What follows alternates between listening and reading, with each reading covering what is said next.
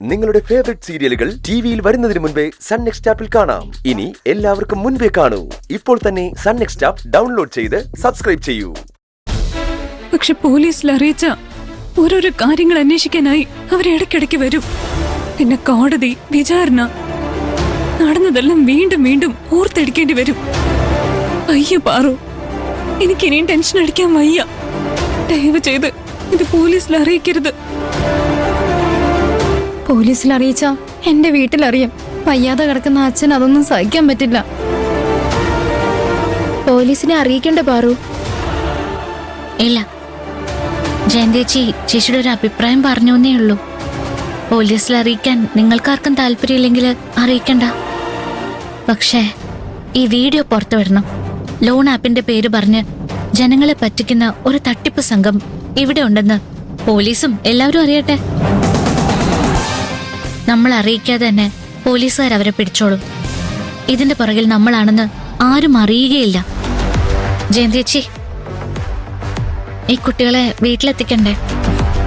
ഇവരുടെ വീടുകളിൽ കൊണ്ടുവിട്ടിട്ടേ ഞാനും സോസും പോകുന്നുള്ളൂ. സമയം ഒരുപാടായില്ലേ?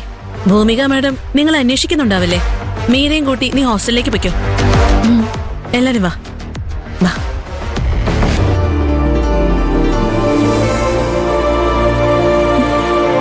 പാറു, എന്നോട് ക്ഷമിക്കടി. സാരല്ലടി, നിന്റെ നിവൃത്തികേട് കൊണ്ട് പറ്റിയതല്ലേ. എനിക്ക് നിന്നോടൊരു ദേഷ്യവും ഇല്ല. നടന്നതൊന്നും ഹോസ്റ്റലിൽ ആരും അറിയരുത്. മാഡം അറിഞ്ഞ എന്റെ വീട്ടിൽ വിളിച്ച് അറിയിക്കും. എന്റെ അച്ഛനും അമ്മയും തകർന്നു പോവും. ആരോടും പറയില്ലേ പാറു? ഇല്ല മീര, ഞാൻ പറഞ്ഞിട്ട് ഇക്കാര്യം ആരും അറിയില്ല. അത് ഞാൻ നിനക്ക് തരുന്ന വാക്ക. സമയം ഒരുപാടായി.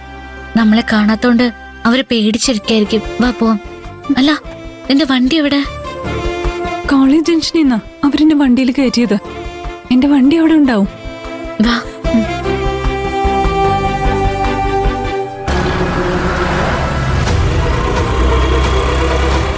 നിർത്ത് നിർത്ത് നിർത്ത് നിർത്ത് നിർത്ത്. എന്തിനാ ഇവിടെ നിർത്തിയേ? പറയാം. നീ വണ്ടിയെടുത്ത് ഗേറ്റ് വഴി പോയിക്കോ. എന്താ ഇത്ര വൈകിയതെന്ന് മാഡം ചോദിക്കും. വലിയൊരു ഡെലിവറി ഉണ്ടായിരുന്നതുകൊണ്ട് വൈകിപ്പോയിന്ന് നീ പറഞ്ഞ മാഡം വിശ്വസിച്ചോളും. എന്റെ ജോലി 5:30 കഴിയുമെന്ന് മാഡത്തിന് അറിയാം. അതുകൊണ്ട് ഞാൻ എന്ത് കള്ളം പറഞ്ഞാലും മാഡം വിശ്വസിക്കില്ല. രാത്രി 1 മണിവരെ ഡെലിവറി ഉണ്ടായിരുന്നു എന്ന് പറഞ്ഞ മാഡം വിശ്വസിക്കുവോ? നീ പറഞ്ഞ മാഡം വിശ്വസിക്കും. ഒരു കുഴപ്പത്തിനും പോകാത്ത നല്ല കുട്ടിയല്ലേ നീ. ചെല്ലേ. നീ എങ്ങനെ വരിക? ഞാൻ മതില് ചാടി വന്നോളാം. നീ പൊയ്ക്കോ. പാറു, പ്രശ്നമാവോ?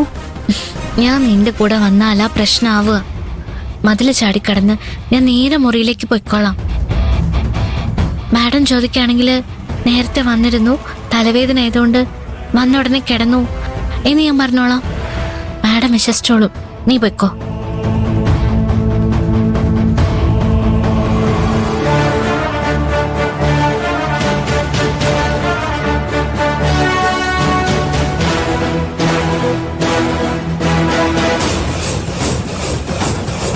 എന്താ? അവന്തികയും ഡയാനയും ഞാൻ മതില് ചാടി അവരെ കാണും. ഇവളുമാർക്ക് ഉറക്കമില്ലേ?